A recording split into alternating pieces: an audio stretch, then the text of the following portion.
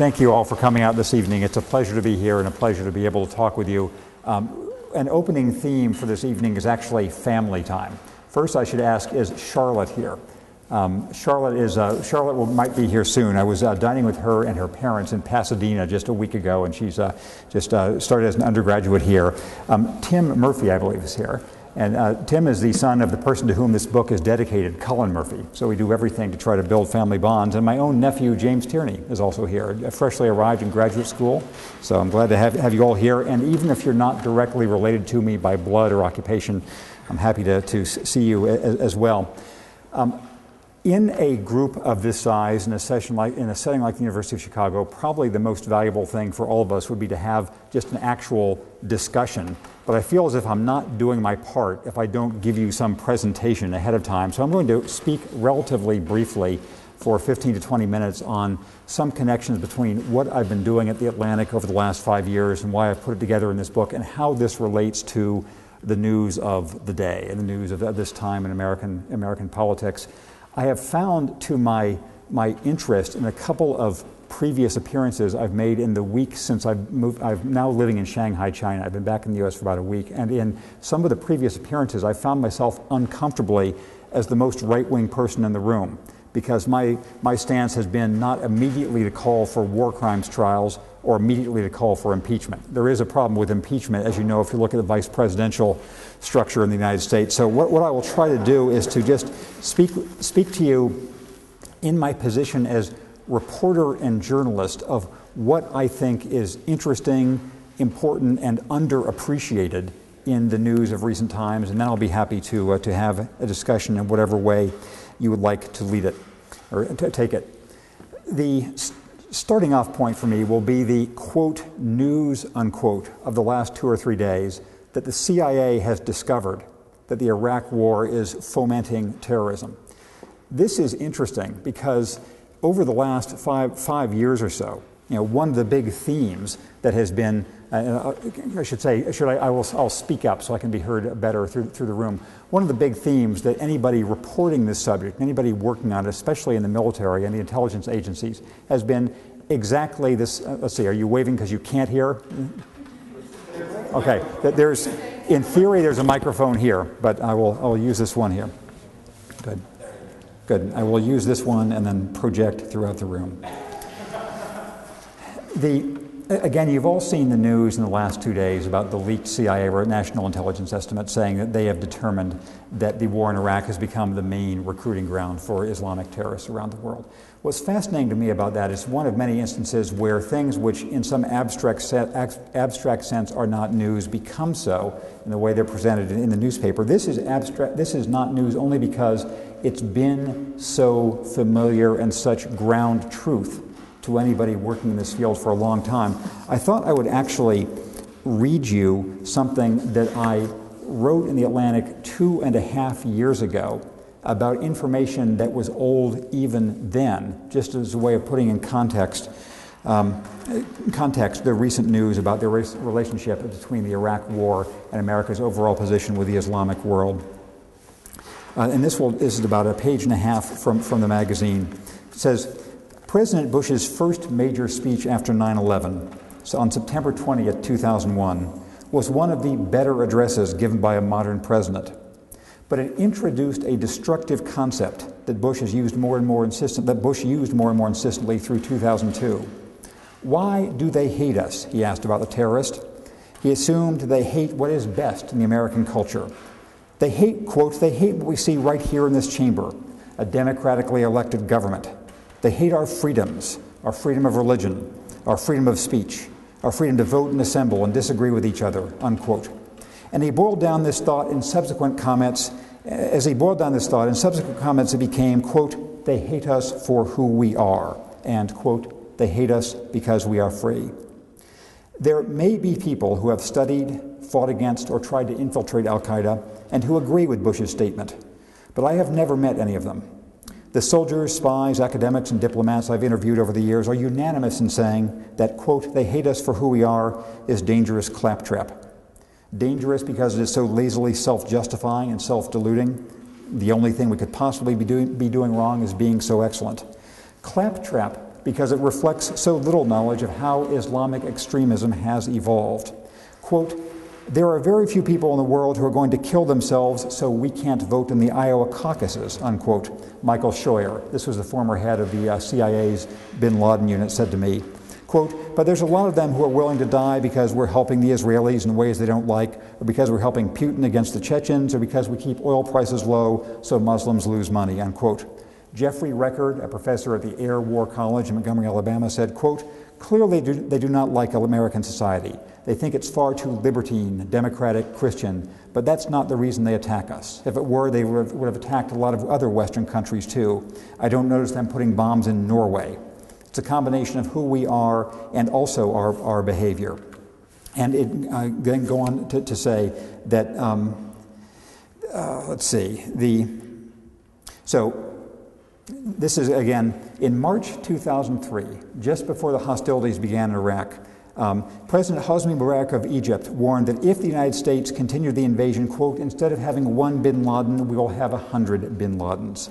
6 months later, when the combat was over, Donald Rumsfeld wrote in a confidential memo, quote, "We lack the metrics to know whether we are winning or losing the global war on terror. Are we capturing, killing, or deterring or dissuading more terrorists every day than the madrasas and the radical clerics are recruiting? The cost-benefit ratio is against us." Again, this is Donald Rumsfeld in 2003.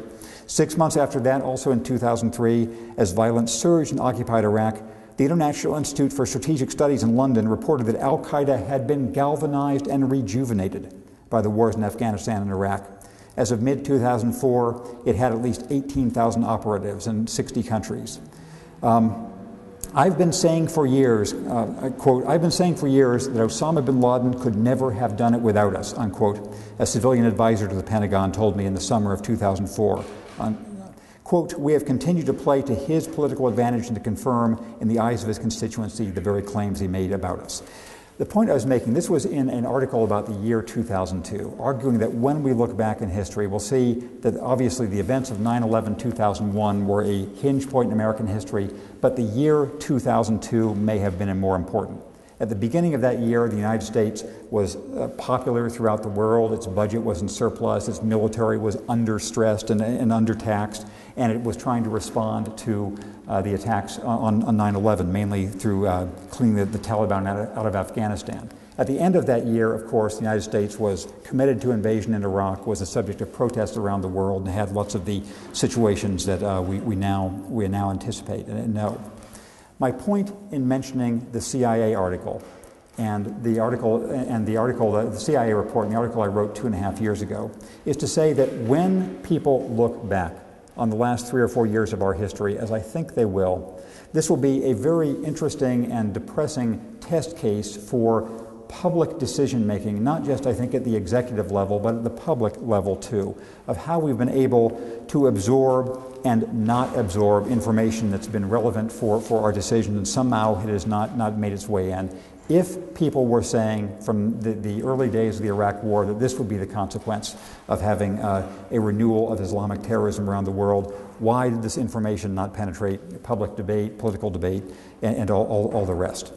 With that belabored setup, actually, let me now move quickly to 3 more structured things I mean to tell you.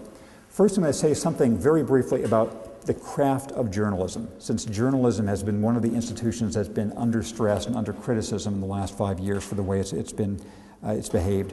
Second, I'm going to touch briefly on the current hotspots of the world, Iraq, Iran, and the global war on terror, and give you my I have a bad solution for each one of these problems, and I just ask you to top it with something that's less bad, and I think you might find that harder than you think. And then finally, I'm going to list several of the longer-term questions that I think young people in this room who will be involved in scholarship, involved in American politics, involved in public affairs, involved in world affairs for a long time will need to wrestle with as the upshot of the decisions that the country has made in the last 4 or 5 years. So that's my plan for just the next 10 minutes, so we can have a discussion. The reason I wanted to put 5 articles and probably 10,000 words of new material together in this book is I thought it it was a useful introduction to whatever kind of instant history we're going to be able to do of the decisions the country's been through in the last 5 years, but also because it illustrated something about the craft of journalism. Those of you who are in the business may already know, and those of you who aren't probably don't fully appreciate how much what people in my business do is determined by lead times and deadlines. You know, everybody knows about the AP reporter who has to hammer out something right away. For my magazine, the problem is the reverse. I'm working right now on a story that'll come out in February. And when you combine all the sort of editing and fact-checking process that goes into a magazine like The Atlantic, the newsstand delays, how long it takes to do the reporting, usually we have to think 6 to 8 months ahead of time about what is going to be relevant to people and what somehow the newspapers won't get around to covering in the meantime. Cullen Murphy, my friend and the father of a young man in this room to whom the book is dedicated, is one of the geniuses in the world in this kind of projective thinking.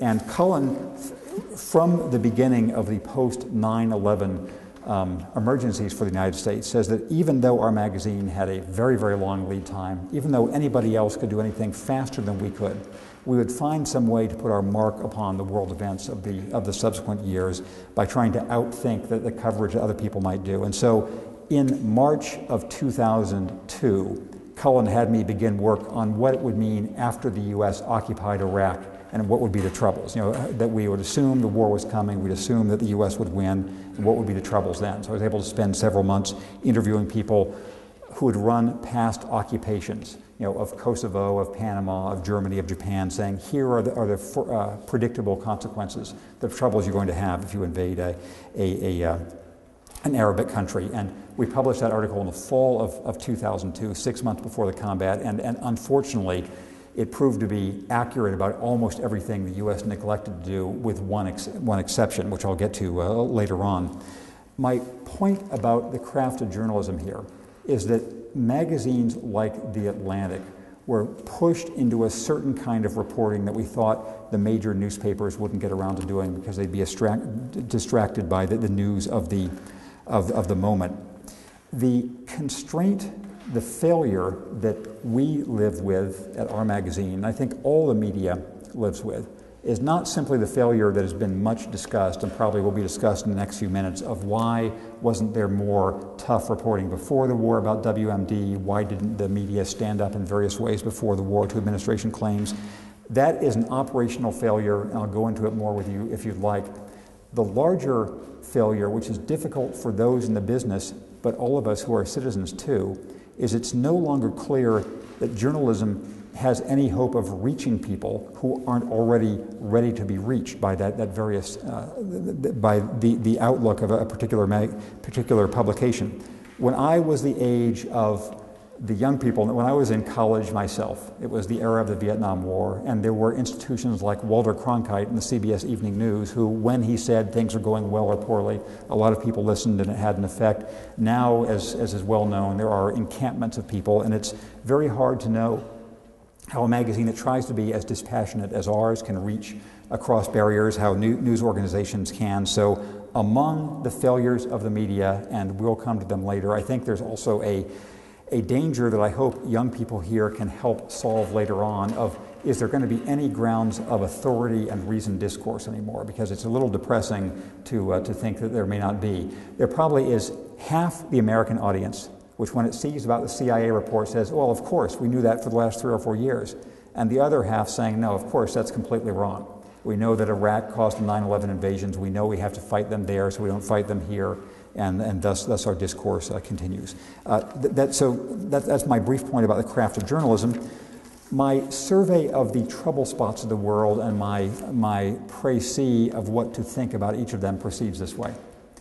In Iraq, I think the most important both intellectual and political point as a groundwork for American debate is simply there are not any good solutions or plans at all. Nobody is going to have a good plan that either works for the United States or reduces the carnage very much in Iraq, because we've sort of gone past all the reasonable points, and therefore that point is worth making. because the assumption in political debate, too, is if you criticize one course, then you must have some good plan to substitute it. And I think that this is a jujitsu that's being effectively applied against the Democrats. If they say the administration should be held accountable for 5 years of policy, the counter-argument naturally is, well, what's your plan? And it's hard politically to make the argument there isn't any good plan. It's like somebody smashing up the crockery and giving you the hammer and saying, okay, what is your plan? There is not a good plan at that point. My bad plan is the following. I don't think the Democrats should say this, but I think that actually the administration should do it if it had the national interest at stake. My bad plan is the United States should organize itself to get out of Iraq as quickly as possible, but it should not say so. It should organize itself mainly by throwing all its efforts into shoring up the Iraqi forces so that you don't have 100 people a day killed by car bombs and all the rest. We can't decently leave when the immediate impact is going to be an even greater surge in this civilian carnage. So here is the clearest way to understand the U.S. is not doing that now. The rotation schedules for the military are still essentially intact. If an advisor works with an Iraqi unit and develops some rapport, at the end of a year, the advisor is gone. And somebody new who doesn't know the people, doesn't speak the language is there too. The United States should make an emergency effort to train the Iraqi troops, but not say that it's preparing to leave, because then you start the clock running on the other side just waiting you out. So I can say more about my bad plan, but before you criticize it, you give me a less bad plan in a minute. On Iran, let me take you through, which I write about at some length in this book, let me take you through what I think is the relevant chain of logic, or chain of questions.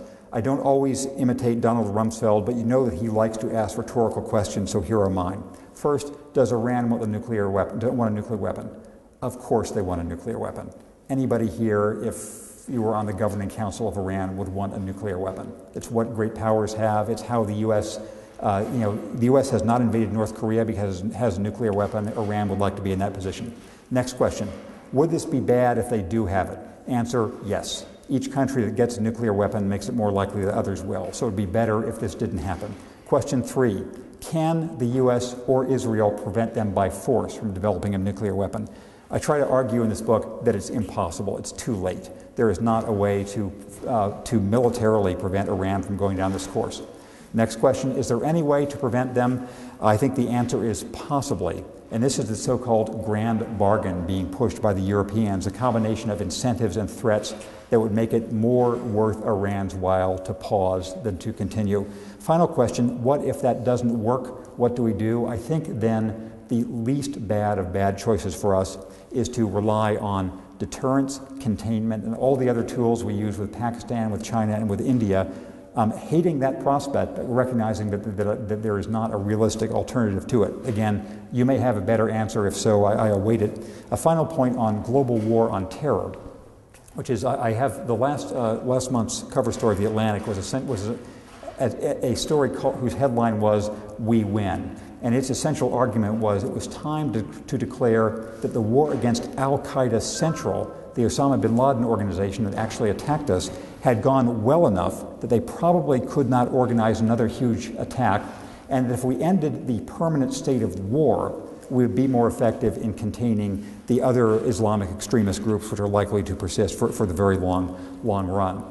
I actually have been so the question, I think as an intellectual matter, it was impressive to me when reporting this article how little dissent there was about it among sort of the terrorism experts.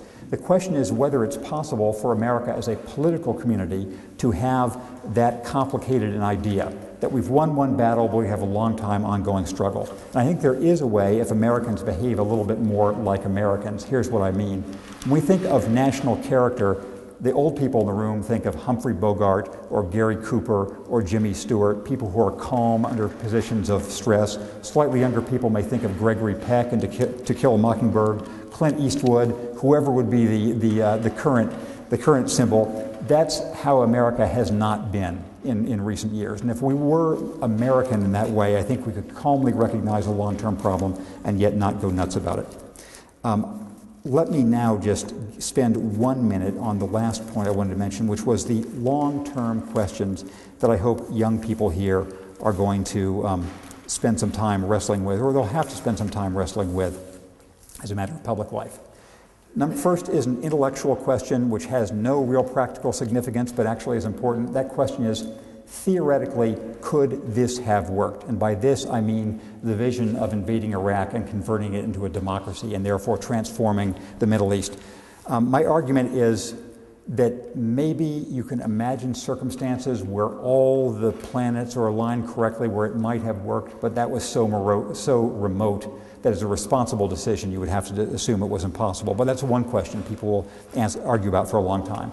A second question that people, I think, will be able to unravel when there's an equivalent of the movie The Fog of War, made with Paul Wolfowitz or Donald Rumsfeld or whatever, is about this tension and dilemma. How, if the salvation of Iraq and conversion of it to a democracy was so fundamental to the administration, how could they have been so sloppy about it? How could they have given it 10th priority? How could they have had political hacks doing the administration in Iraq? Why do they pay no attention to actually making it work? I have some hypotheses about why they were as sloppy and cavalier as they were. I'll save those for later on. Another of the hard questions, which I mentioned before, involves institutions which have failed. The press, as I mentioned, in certain ways is failing to give us actionable information. Our political representative system obviously has had some problems. There was more disagreement in America about invading Iraq than the political system reflected when the crucial decisions were made. If the press is the way we learn about things we don't see firsthand, and our political system is how our views are expressed, and both of those have had some failures, that is a challenge for us in the long run. The next of these hard questions, and the next to last, involves how this episode in our history is going to affect the military. I'll explain to you later, if you want, why the military is effectively the peace party in the United States right now. The military is the main reason the United States is not likely to invade Iran, because the military is so resistant. The military is bearing a tremendous amount of is bearing essentially all of the stress of the United States during this era of, quote, war, unquote. How will the military look back on this era when it's about 1% of the U.S. population bearing 80 or 90% of the strain of being at war? Is that going to be a sustainable model in the long run? And how will junior officers look at their very senior officers, who they now feel are being compliant with political authority in the ways that also happened during Vietnam? The names Tommy Frank and Richard Myers are two of the generals who are most often mentioned in this connection. The final hard question, and I'll stop, we can have our discussion, is how are we going to avoid another huge swing of the pendulum in foreign policy? Here's what I mean. American foreign policy is by definition more difficult than that of almost any other nation because it has to contain two contradictory impulses. This is an idealistic, invented nation which has to stand for something in the world or it isn't itself, but it also is a practical nation. It has to meet its budget commitments. It can't have too long a sustained foreign engagement. And so usually what's happened is we go from one bank to the next. We have the idealism of Woodrow Wilson, followed by the real hyper-realism of the 1930s.